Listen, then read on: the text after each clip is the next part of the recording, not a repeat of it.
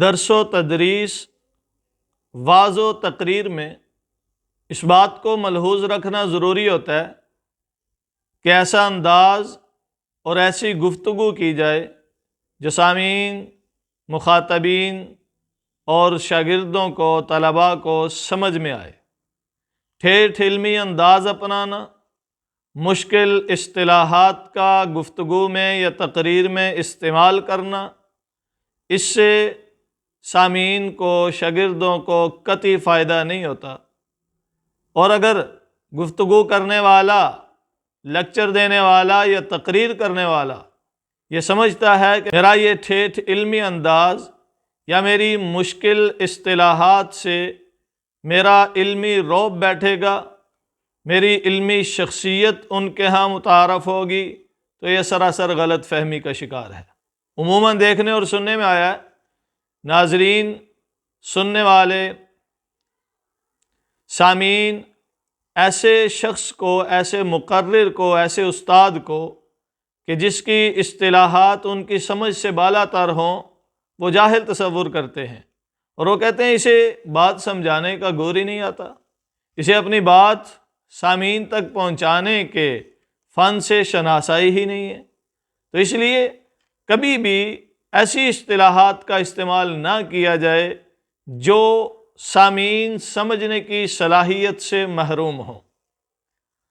ایک طالب علم نئی علم منطق پڑھ کر گھر آیا، اماں نے پوچھا، بیٹا آج کیا پکاؤں؟ کہنے لگا، اماں مطلق دال پکا لیں۔ اب ماں پوچھنے لگی، بیٹا مطلق دال کون سی ہوتی ہے؟ ہم نے آج تک نہیں سنی۔ دال ماش ہے، دال چنا ہے، دیگر دالیں ہیں، کسی اور دال کا نام بتاؤ۔ کہنے لگا، نہیں اماں مطلق دال پکا لو۔ اب اس کی ماں کو سمجھ نہیں آ رہی ہے کہ مطلق دال کیا ہوتا ہے۔ اس کی ماں نے کہا، مطلق دال کون سی ہے؟ جاؤ لے آؤ۔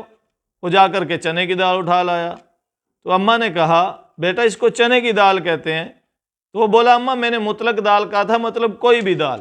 تو اس کی ماں نے جوتا اتار کر اس کی پٹائی کی اور کہا، یہ اپنا علم اپنے جامعہ تک، اپنے مکتب تک رکھا کرو، مجھ سے سیدھے لفظوں میں بات کیا کرو۔ تو عزیزان من، ایسی اصطلاحات کا استعمال جو سامع کو فائدہ نہ دیتا ہو، جو سامع کی پہنچ سے بالا تر ہو، ان کا استعمال کرنا سراسر حماقت اور نادانی ہے، بعض دفعہ مہنگا بھی پڑ جاتا ہے۔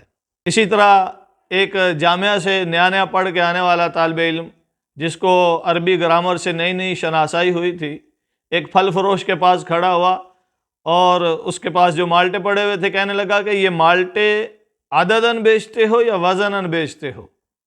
اس پھل فروش نے کہا، بھائی مجھے تمہاری بات سمجھ نہیں آئی، میں یہ بیچنے کے لیے بیٹھا ہوں۔ وہ کہنے لگا، نہیں مجھے معلوم ہے آپ بیچنے کے لیے بیٹھے ہیں، لیکن عدداً بیچتے ہیں یا وزناً بیچتے ہیں؟ اس نے کہا، میں نہیں آپ کی بات سمجھ سکا، آپ کیا کہنا چاہتے ہو؟ میں یہ 100 روپے درجن بیچتا ہوں۔ تو وہ کہنے لگا، میں بھی تو یہی کہہ رہا ہوں کہ یہ کس اعتبار سے بیچتے ہو، اس کے بیچنے کا طریقہ کیا ہے، گن کے بیچتے ہو یا وزن کر کے بیچتے ہو؟ تو پھل فروش نے کہا، یوں سیدھی طرح بات کرو نا، یہ عدداً وزناً کیا ہوتا ہے؟ تو عزیزان من، ایسی اصطلاحات یقیناً دوسروں کے لیے مفید نہیں ہوتی، بلکہ الٹا تاثر پڑتا ہے۔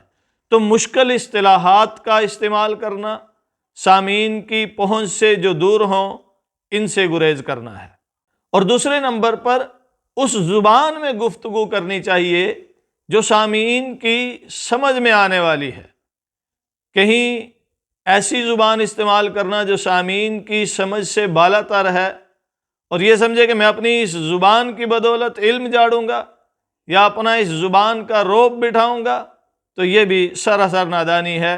اس لیے کہ عقل مند بندہ وہ ہوتا ہے جو سامع کی ذہنی صلاحیت، سامع کی سماعتی اپروچ کو پیش نظر رکھ کر، سننے والے کی جو سننے کی صلاحیت ہے اس کو سامنے رکھ کر گفتگو کرے، وہی قابل اور ماہر تصور کیا جاتا ہے، وہی بہترین اور عمدہ استاد اور خطیب سمجھا جاتا ہے۔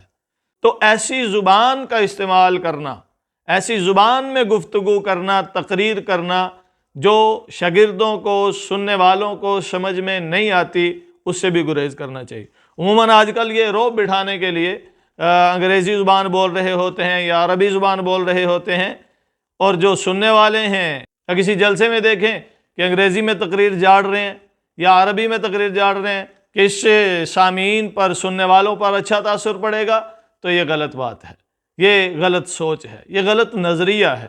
سامعین کو مقرر کی، واعظ کی زبان سے سروکار نہیں ہوتا، وہ یہ چاہتے ہیں کہ ہمیں وہ بات بتائی جائے جو ہمیں سمجھ میں آئے، جس سے ہمارا فائدہ ہو۔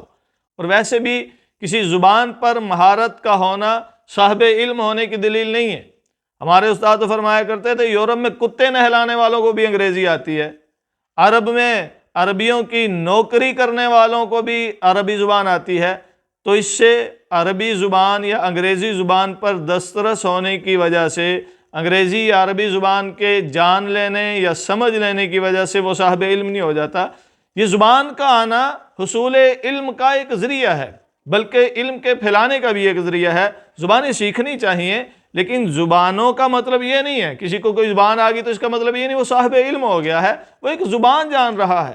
حضور نبی مکرم صلی اللہ علیہ وسلم نے بھی زبان کے سیکھنے کی تعلیم اور ترغیب دی ہے، بلکہ بعض صحابہ کو مختلف زبانیں سکھائی ہیں۔ اب دیکھیے عربی لوگ وہ ہیں کہ جو اپنے آپ کو عربی کہتے تھے اور باقی سب کو عجمی کہتے تھے کہ یہ گونگے ہیں، ان کو عربی زبان نہیں آتی، گویا یہ بولنے کی صلاحیت سے ہی محروم ہیں۔ لیکن اس کے باوجود نبی مکرم صلی اللہ علیہ وسلم نے صحابہ کو مختلف زبانیں سکھائیں تاکہ ہم اپنا پیغام جن تک پہنچانا چاہتے ہیں، ہم اپنی دعوت جن تک پہنچانا چاہتے ہیں، ہم اپنا میسج جن کو دینا چاہتے ہیں ان کی زبان میں دیں تاکہ ان کو سمجھ آ جائے۔ تو زبان اس لیے ہوتی ہے تاکہ جس کو بات پہنچانی ہے اس کو سمجھ میں آئے، نہ کہ اس لیے ہوتی ہے کہ دوسروں کو سمجھ میں نہ آئے اور ہم اپنا رعب قائم کرنا چاہیں۔ تو زبانوں سے رعب قائم نہیں ہوتا، اور نہ ہی زبان صاحب علم ہونے کی دلیل اور علامت ہوا کرتی ہے۔ مجھے یاد پڑتا ہے کہ ایک دفعہ برادر صغیر کے ساتھ میں ایک پھل کی ریڑھی پر کھڑا تھا، وہ پھل بیچ رہا تھا، اور وہ ان دنوں میں BBA کر رہا تھا ایک یونیورسٹی سے۔ اس دوران ایک عورت وہاں پھل خریدنے کے لیے آئی، تو اس نے پھل کا ریٹ پوچھا، چھوٹے بھائی نے ان کو ریٹ بتایا۔ اس عورت کے ساتھ ایک بچی تھی، وہ اپنی اماں کو انگریزی زبان میں کہنے لگی، ماما انہوں نے پھل کو رنگ لگایا ہوا ہے۔ تو چھوٹے بھائی نے فوراً انگریزی زبان میں ہی اسے بتایا کہ نہیں، یہ اوریجنل ہے اور اس کو رنگ لگا کر اس کی اصل کو تبدیل نہیں کیا گیا۔ تو وہ عورت نے جب انگریزی زبان میں جواب سنا اور یہ بھی دیکھا کہ اس نے انگریزی زبان کو سمجھ لیا، تو کہنے لگی تم پڑھے لکھے ہو کر پھل بیچ رہے ہو۔ تو اس نے انگریزی زبان کے جاننے کو پڑھا لکھا ہونا تصور کیا، حالانکہ یہ کتنی بڑی غلطی ہے۔ یہ ایک زبان ہے، زبان کسی کو بھی آ سکتی ہے، زبان کے آنے سے کوئی صاحب علم نہیں ہوتا، اور صاحب علم وہ ہوتا ہے جو مخاطب کو، جو سامع کو، جو شاگرد کو اس کی زبان میں سمجھانے کی صلاحیت رکھتا ہے۔